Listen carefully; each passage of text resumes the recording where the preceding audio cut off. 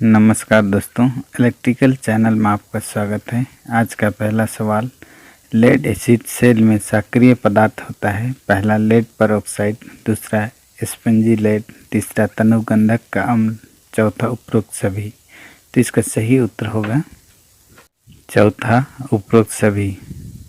दूसरा सवाल, किसी बैटरी की क्षमता नापी जाती है। पहला किलोवाट घंटा में, दूसरा वाट में, तीसरा एम्पियर में, चौथा एम्पियर घंटा में। तो इसका सही उत्तर होगा चौथा एम्पियर घंटा में।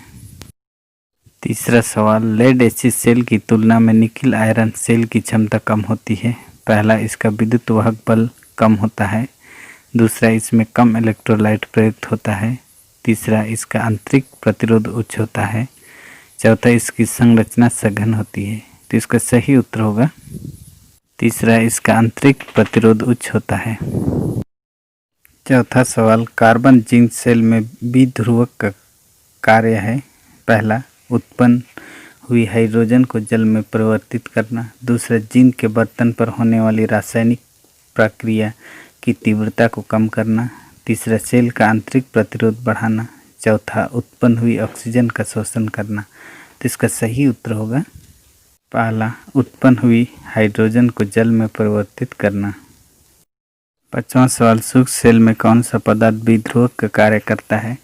पहला, अमोनियम क्लोराइड, दूसरा, जिंक क्लोराइड, तीसरा, पेरिस प्लास्टर, चौथा, मैग्नीज डाइऑक्साइड। तो इसका सही उत्तर होगा चौथा, मैग्नीज डाइऑक्साइड।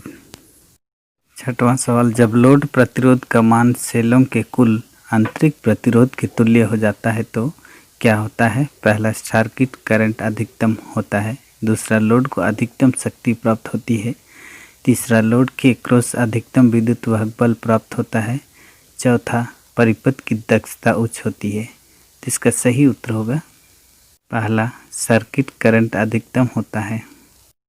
सातवां सवाल, वोल्टेइक अथवा लक्लंची सेल में पॉजिटिव इलेक्ट्रोड के चारों ओर हाइड्रोजन आयन का एकत्र होना क्या कहलाता है। पहला, एमलगामेशन कहलाता है, दूसरा, ध्रुवच्छादन कहलाता है, तीसरा, आयनीकरण कहलाता है, चौथा, हाइड्रोजनीकरण कहलाता है।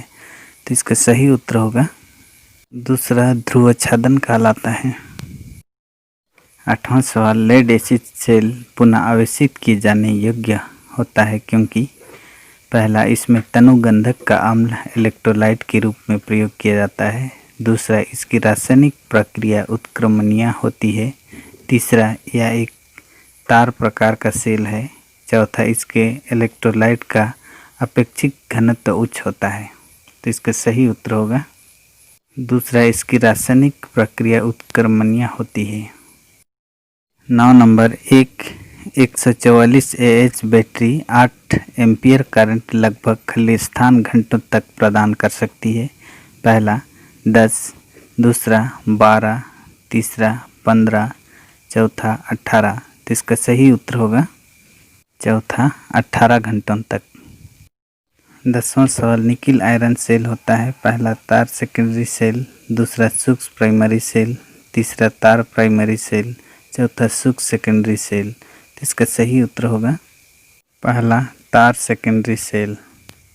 11 नंबर, यदि किसी लेड एसिड बैटरी को लंबे समय तक निष्क्रिय रखना हो तो क्या करना चाहिए। पहला, बैटरी को ओवर चार्ज कर देना चाहिए, दूसरा, इलेक्ट्रोलाइट निकाल देना चाहिए, तीसरा, प्लेट्स को अशुद्ध जल से धो देना चाहिए, चौथा, बैटरी का इलेक्ट्रोलाइट निकाल कर बैटरी को सुखाकर सूक्ष्म, ठंडे व स्वच्छ स्थान में सुरक्षित रख देना चाहिए। तो इसका सही उत्तर क्या होगा।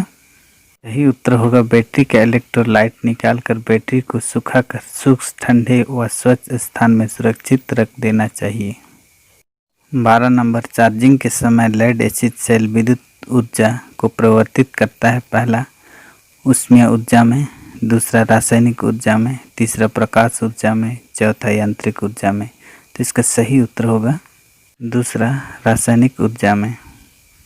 13 नंबर, विद्युतिक अपघटन में कैथोड पर एकत्र होने वाले पदार्थ का द्रव्यमान क्या होता है। पहला, वोल्टेज के अनुक्रमानुपाती होता है, दूसरा, केवल समय के अनुक्रमानुपाती होता है, तीसरा, केवल करंट के अनुक्रमानुपाती होता है, चौथा करंट के परिणाम और विद्युत रासायनिक तुल्यांक के गुणनफल का अनुक्रमानुपाती होता है।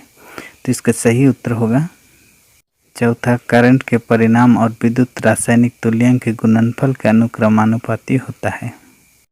14 नंबर, इलेक्ट्रोलाइट में उपस्थित अशुद्धियों के कारण सेल की प्लेट में आंतरिक शॉर्ट सर्किट हो सकता है, जो खाली स्थान कहलाता है। पहला विध्रुवन, दूसरा विच्छेदन, तीसरा स्थानीय क्रिया, चौथा ध्रुवन। तो इसका सही उत्तर होगा तीसरा स्थानीय क्रिया।